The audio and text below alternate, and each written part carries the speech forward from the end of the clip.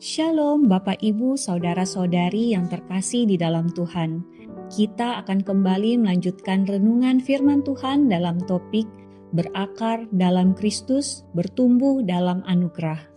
Bagian firman Tuhan yang akan membantu kita memahami lebih jauh tentang topik ini terambil dari Kolose pasal 2 ayat 6-7 terjemahan baru kedua yang berbunyi demikian.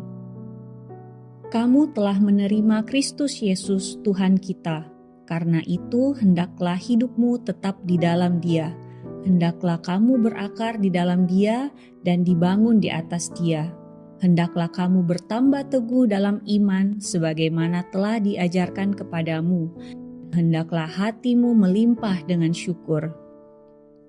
Mungkin Bapak Ibu ada yang bertanya, apa yang menjadi perbedaan antara topik pertumbuhan rohani dengan perubahan hidup yang secara sepintas kelihatan seperti tidak ada bedanya? Kalau tidak ada bedanya, mengapa kedua topik ini dibedakan pembahasannya? Tentu kedua topik ini adalah topik yang berbeda. Jika kita berbicara tentang perubahan hidup, kita sedang berbicara tentang perubahan nyata dalam hidup seseorang yang dapat diukur melalui perilaku, sikap, dan tindakan seseorang sebagai hasil dari iman dan hubungan dengan Tuhan. Sehingga perubahan hidup itu dapat dilihat sebagai hasil atau ekspresi dari pertumbuhan rohani yang autentik. Contoh, kita dapat melihat ketika seseorang meninggalkan kebiasaan buruk, kemudian mulai melayani orang lain dan menunjukkan kasih yang lebih besar. Itulah perubahan hidup.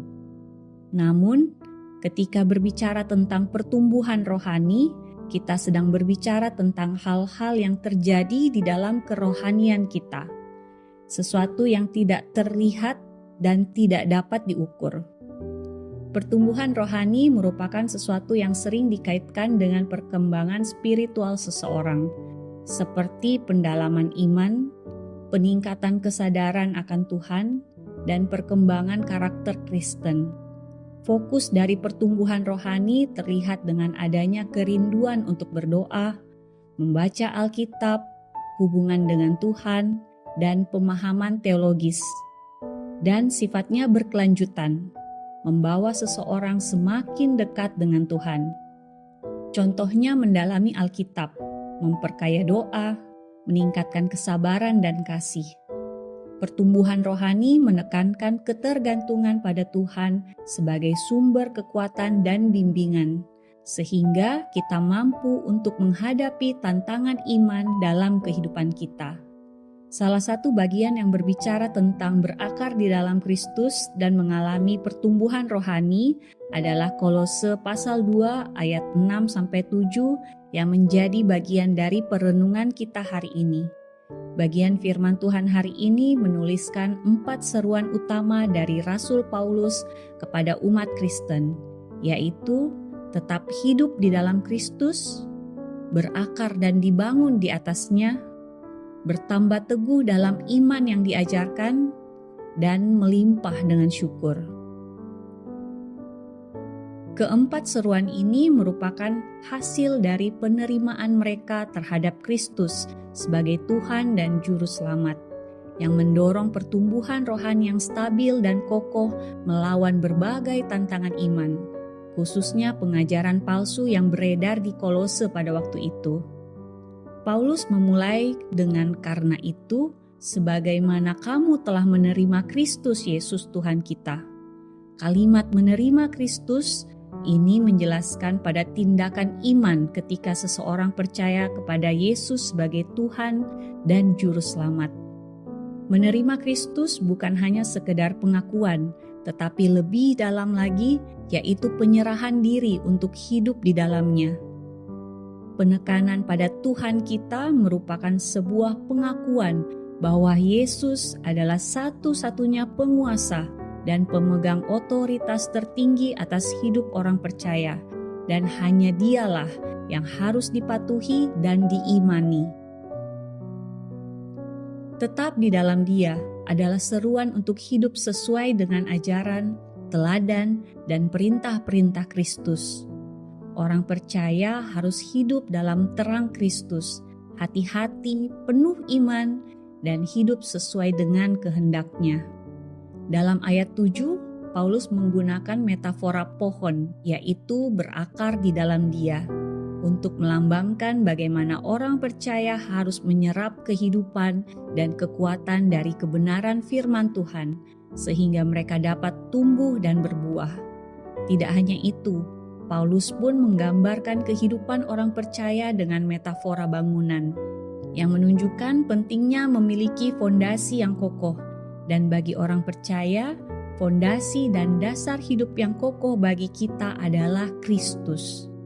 Dengan Kristus sebagai fondasi kita, kita tidak akan mudah terpengaruh oleh arus dunia ini. Penekanan utama dalam bagian ini adalah setiap orang percaya harus bergantung penuh pada Kristus untuk pertumbuhan rohani mereka dengan menjadikan Kristus sebagai sumber utama kehidupan dan kekuatan mereka. Jadi, melalui bagian firman Tuhan hari ini, kita kembali diingatkan bahwa pertumbuhan rohani selalu dimulai dengan hidup yang dihidupi dalam Kristus. Kita menjalani kehidupan yang berpusat pada hubungan dengan Kristus. Hidup yang dihidupi di dalam Kristus berarti hidup yang berakar dan dibangun di dalam Dia yang menjadi satu-satunya fondasi iman yang kuat bagi kita.